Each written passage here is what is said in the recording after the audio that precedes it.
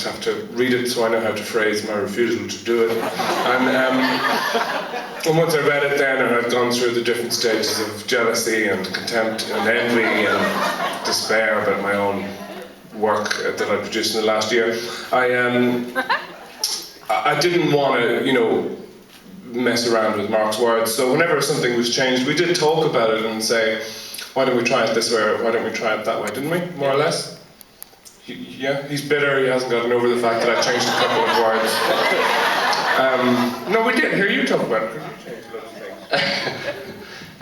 Well, it's when Dylan makes a suggestion, it's very often a better suggestion to what any of us could write. But the process of making a film as well is something that the script is the starting point, and then everybody comes in, and all the director gets a hold of it and sees something else in it, and the actors might see something else or say their lines in a different way, or stuff suggests itself all the time. So it only becomes a film kind of based on a script.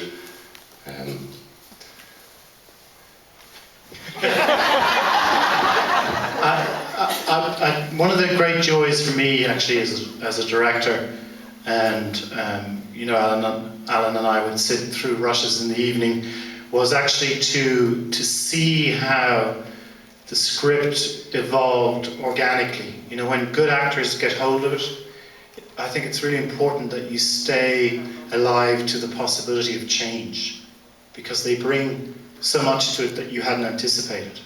And I think when Dylan and Mark started to work together, there was a kind of a dynamic that became apparent that I really, really liked. And the more apparent it became, the more I pushed it. And there are very different styles. I mean, Dylan does tend to improvise more than Mark, for example. But the thing about it is the chemistry.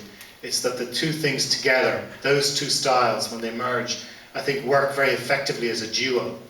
You know, I think they make it a kind of a juicy couple. It's one of the finest romances that I've seen anyway.